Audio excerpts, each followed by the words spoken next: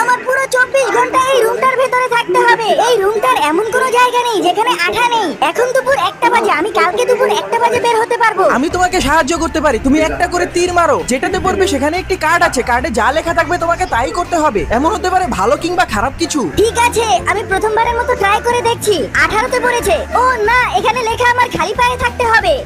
এই পুরো রুমটার ভেতরেই আঠা, দেয়ালে, উপরে, এমনকি টয়লেটেও আঠা। আমার টয়লেটে ধরলে আমি কি করব?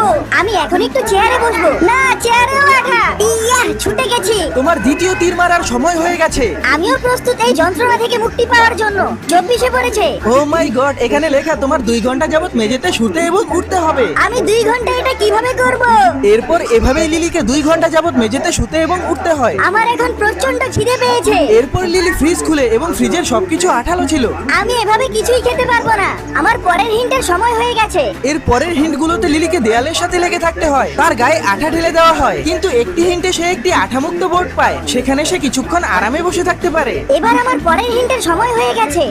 আমি 3 ঘন্টা আগে বাসায় যেতে পারবো। তুমি এখনই বের হতে পারবে যদি তুমি চোখ বন্ধ করে 3 বার এটার কাছ থেকে বাঁচতে পারো। ঠিক আছে, 1 বার সরেছি, 2 বার সরেছি, 3 বার সরেছি, 4 বার সরেছি।